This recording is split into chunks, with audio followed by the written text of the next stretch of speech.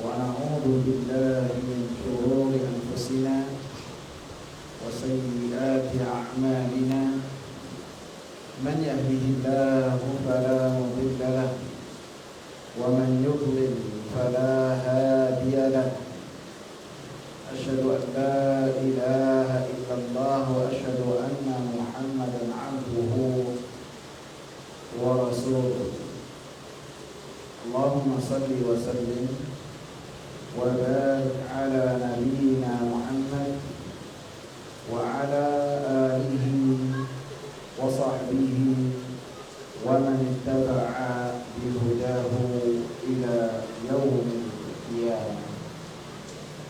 Hadirin jamaah sekalian yang saya muliakan, kita lanjutkan pembahasan kita mengenai Al-Qaulul Mufid ala Kitab Tauhid. Masih di bab ma jaa fi munkiril qadar, bab yang tercantum yang berkaitan dengan orang-orang yang mengingkari takdir. Kita telah membahas muqaddimah yang berkaitan dengan keimanan terhadap takdir sampai 3 kali pertemuan. Dan ini telah dijabarkan oleh Imam Muhammad bin Shalih Al-Utsaimin rahimahullah dengan penjabaran yang sangat luas. Sekarang kita masuk ke dalam asal ataupun hadis ataupun dalil yang dibawakan oleh penulis kitab Tauhid.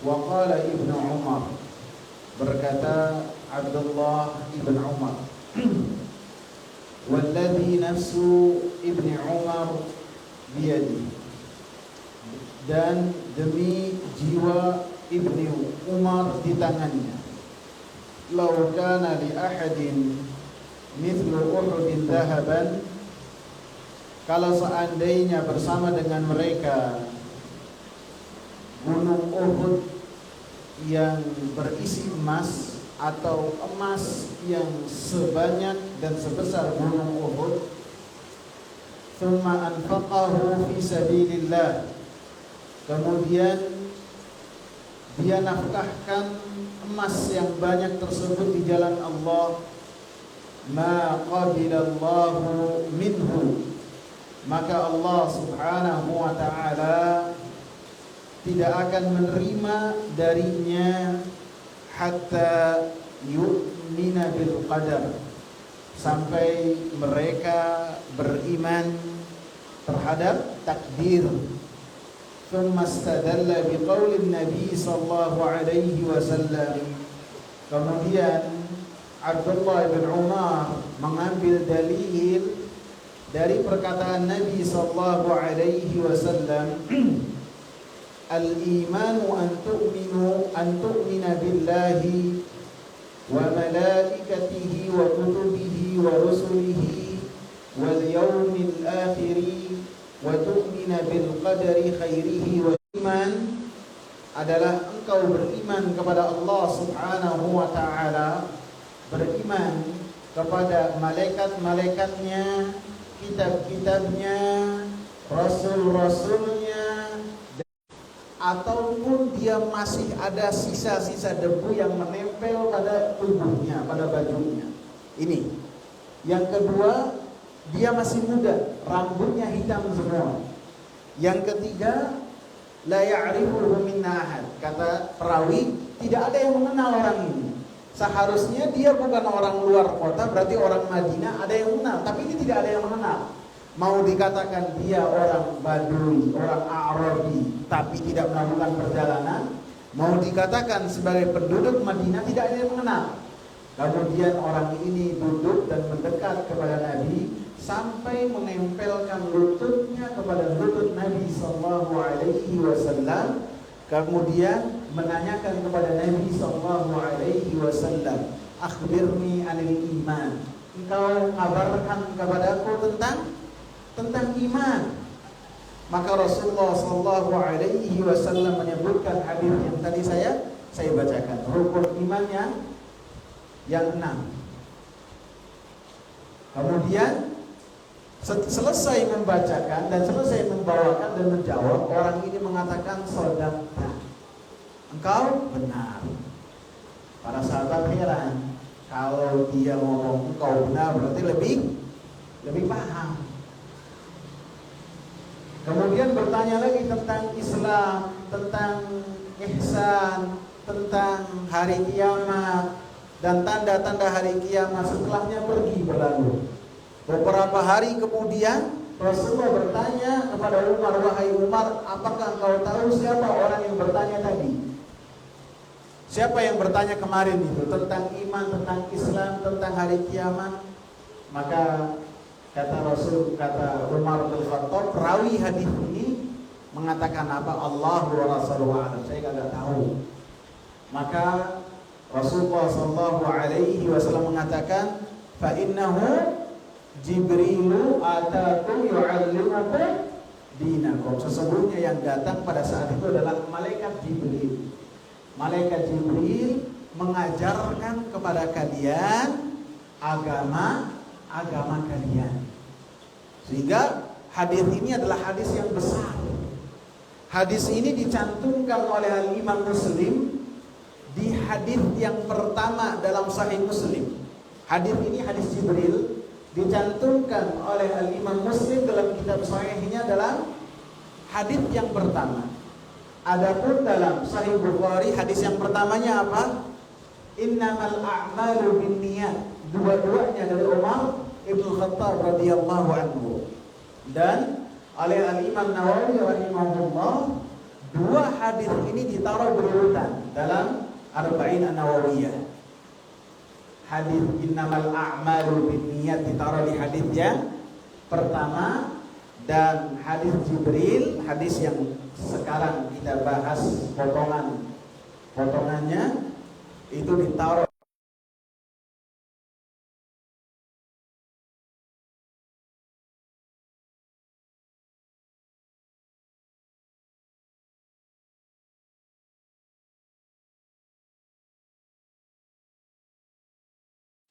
Dan yang dicantumkan oleh penulis dari athar Abdullah bin Umar ini yang berkaitan dengan sabab tahdits. Sebab Abdullah bin Umar meriwayatkan hadis ini karena beliau mendapatkan dari bapaknya. Disebutkan bahwasanya ada dua orang dari negeri Basrah yang bernama Yahya ibn Ya'mur dan Humaid ibn Abdurrahman al-Himyari. Dua-duanya dari negeri Basrah melewati kota Madinah. Bisa jadi habis umrah ataupun habis haji, ataupun mau haji ataupun mau umrah, alhasil singgah terlebih dahulu ke kota Madinah. Dan dengan tujuan keduanya berhajat untuk mendapati orang alim dan bertanya kepada orang alim tersebut tentang fenomena yang ada di negeri Basrah. Maka keduanya memilih bukan hanya sahabat Nabi, akan tetapi seorang yang dituakan di kota Madinah. Maka mereka berusaha untuk mendapatkan dan bertemu dengan Abdullah ibn Umar. Abdullah ibn Umar ini ahli ibadah, putranya Umar bin Khattab, masuk Islam di usia yang sangat belia sekali, lahir tahun ketiga kenabian dan wafat pada tahun 73 Hijriah di kota Mekah. Dan beliau ahli ibadah dan beliau adalah ahli ilmu. Jadi komplit sekali. Ada orang yang kuat dalam ilmu akan tetapi ibadahnya lemah. Ada orang, dan banyak ini orang yang ahli ibadah akan tetapi sisi ilmunya lemah. Dan pada diri Abdullah bin Umar terkumpul dua-duanya, kuat ilmunya dan ahli ibadah. Sampai beliau meriwayatkan hadis sebanyak berapa? 2630 hadis. Kuat sekali, banyak sekali. Maka kedua-duanya ini menemui Abdullah bin Umar ketika Abdullah bin Umar akan masuk Masjid Nabawi. Ditempel oleh keduanya, kemudian keduanya menceritakan kepada Abdullah bin Umar perkataan Ma'bad al-Juhani. Ma'bad al-Juhani mengatakan satu perkataan yang dia ini berkata kepada Abdullah bin Umar, keduanya berkata kepada Abdullah bin Umar, bahwasanya ada di antara kami orang-orang yang mereka membaca Al-Quran. Mereka membaca hadis-hadis Nabi sallallahu alaihi wasallam. Mereka bergerombol di majelis ilmu membaca Al-Quran, akan tetapi mereka mengatakan annal amra unuf, bahwasanya setiap perkara yang terjadi itu adalah sesuatu yang baru. Artinya apa? Perkara tidaklah diketahui hal tersebut di sisi Allah Subhanahu wa taala sampai hal tersebut terjadi baru Allah ketahui. Paham gak ya? Paham gak? Tahapan-tahapan takdir ada yang ingat? Ada yang ingat? Allah mengetahui al-ilmu.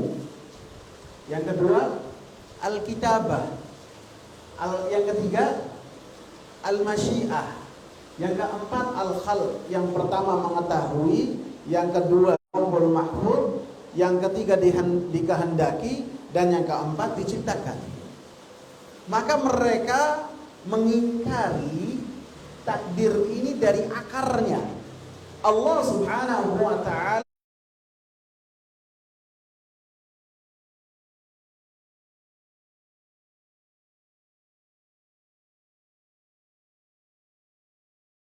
Abdullah ibn Umar di tangannya. Beliau bersumpah dengan salah satu sifat dari sifat Allah, bahwasanya hati-hati kita dan jiwa-jiwa kita di tangan Allah Subhanahu wa ta'ala. Dan ini banyak dibawakan oleh Nabi sallallahu alaihi wasallam, sumpah demikian.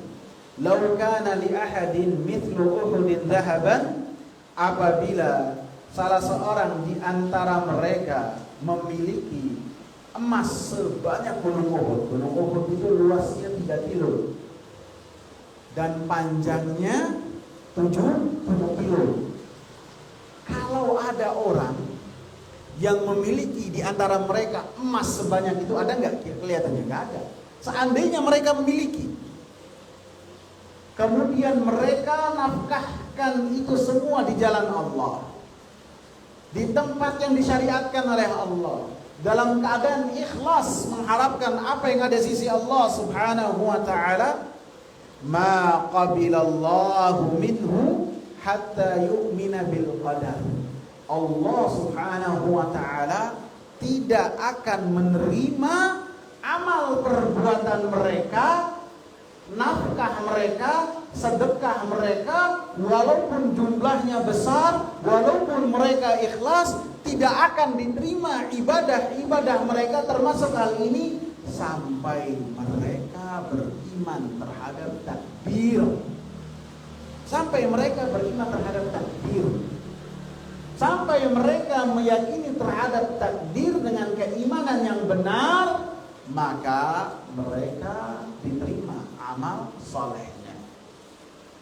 Karena iman, tauhid, akidah kepada Allah Subhanahu wa ta'ala dan keimanan adalah satu kesatuan yang tidak bisa dipisahkan.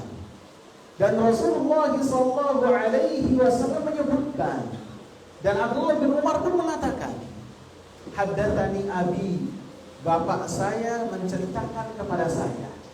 Kemudian beliau mengabarkan tentang hadis Jibril yang panjang. Di antara yang dikabarkan dalam hadis Jibril, malaikat Jibril bertanya kepada Rasulullah, akhbirni anil iman, kabarkanlah kepadaku tentang iman. Kemudian disebutkan rukun iman yang 6.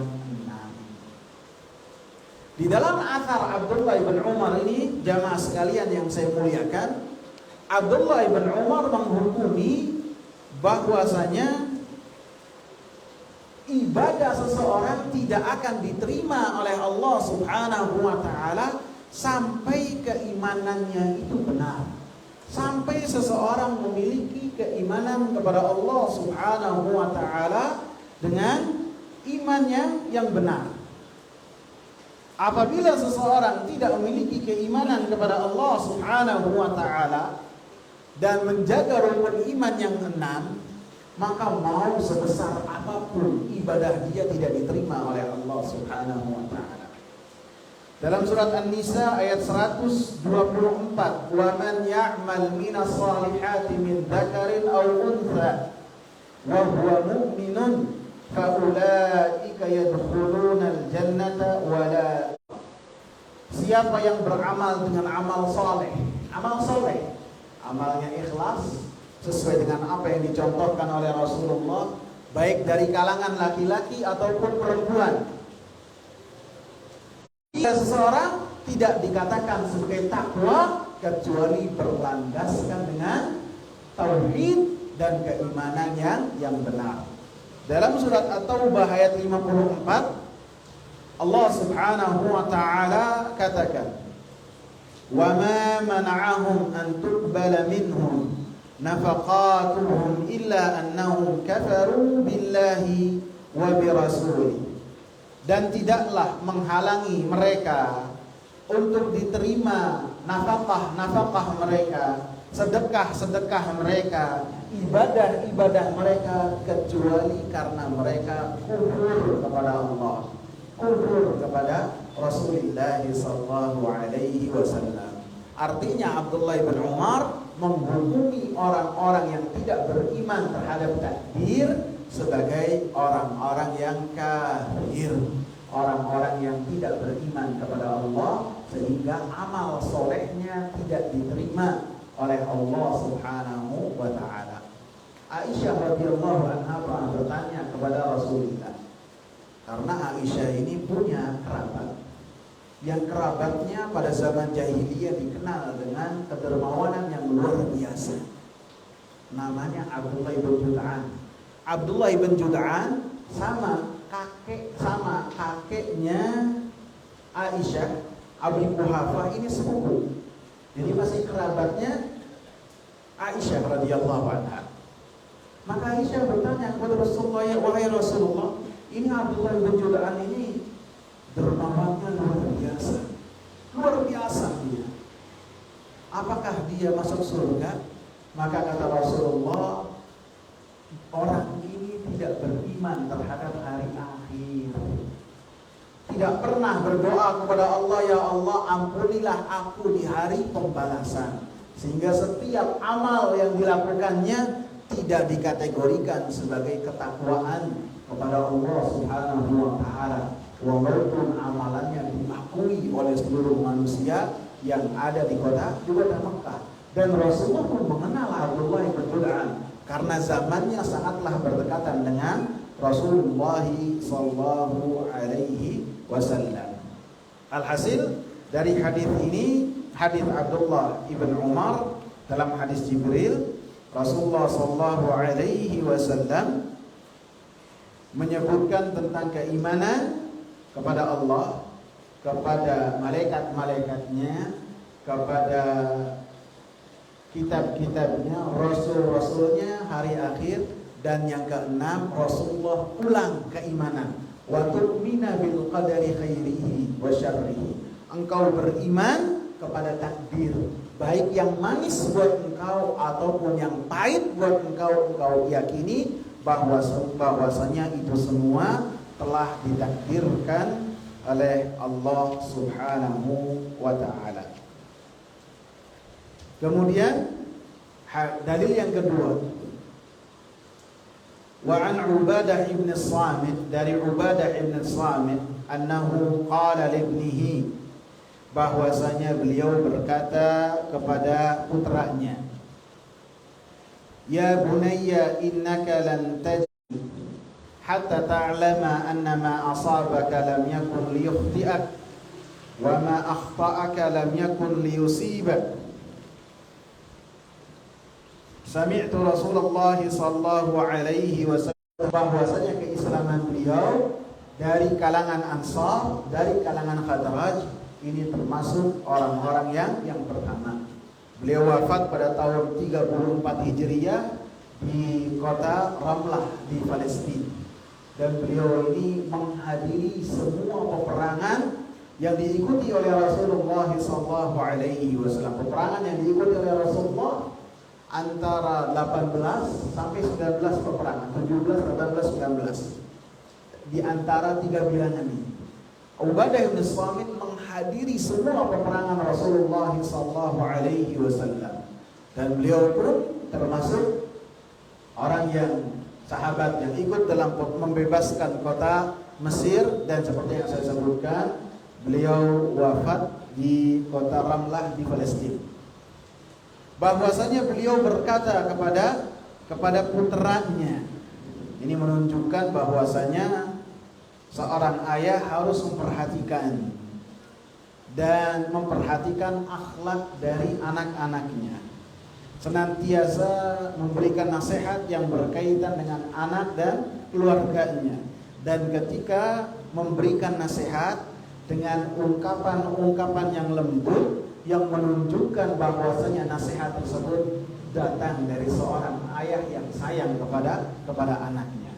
Sehingga beliau mengatakan, ya bunayya, wahai anakku, innaka lan tajida ta'mal iman. Sesungguhnya engkau tidaklah akan mendapati lezatnya keimanan. Ini menunjukkan keimanan itu ada nikmatnya. Kenikmatan amal saleh ada nikmatnya. Sehingga kita dapati orang-orang yang mereka mendapatkan nikmat keimanan, mereka berada di dalam kebahagiaan yang luar biasa dalam keadaan apapun. Sebagian orang menggantungkan kebahagiaan dan kesenangan tergantung keadaan dompet. Orang-orang yang mereka beriman kepada Allah dan mereka mendapatkan manisnya keimanan tidak memperhatikan hal tersebut. Bahkan apa yang ada di tangan Allah lebih mereka yakini dan terpercayai daripada apa yang dipegang oleh tangan-tangan mereka. Menunjukkan keimanan yang luar biasa. Kita dapati para orang salafus saleh ketika beribadah kepada Allah dengan sangat lama sekali. Umar Uthman bin Affan, sholat tarawihnya berapa rakaat? 1 rakaat. Tapi yang dibaca dari Bismillahirrahmanirrahim, Alhamdulillahirabbil alamin sampai mana? Minal jinnati wan nas, 1 rakaat. Ada kenikmatan. Sehingga ditakutkan ketika orang-orang yang mereka bertemu dengan bulan Ramadan dan ketika sholat yang dikejar cepat selesai, menunjukkan kelezatan ibadah yang harusnya ada dalam beribadah kepada Allah telah ditarik oleh Allah Subhanahu wa taala dari 21 rakaat, 23 rakaat, 5 menit. Kalau model saya yang sholat gelimpang, enggak kuat dengan sangat cepat seperti itu, enggak bisa. Sampai menjelang waktu fajar susah kita bukan bandingannya. Ya kita mirip-miripin sedikit. Setengah juz kayak 8 rakaat, setengah juz. Enggak lama, 1 jam paling mentok. Tapi sudah ngeluh dulu kalau ada pembahasan di DKM mungkin gimana kalau sholat tarawih kita kali ini Ustaz Rajab membawakannya dalam 1 rakaat itu hanya 1 halaman saja. Wah, panjang kita lakukan. Ditakutkan. Jadi kualitas qiyam Ramadan yang Rasulullah tunjukkan dan tonjolkan itu apa? Berdiri, menunjukkan kita harus harus memperhatikan bacaan yang lebih panjang dari biasanya dalam qiyam Ramadan. Insyaallah akan kita lanjutkan pada kesempatan yang mendatang. Subhanakallahumma bihamdika asyhadu an la ilaha illa anta astaghfiruka wa atubu ilaik. Assalamualaikum warahmatullahi wabarakatuh.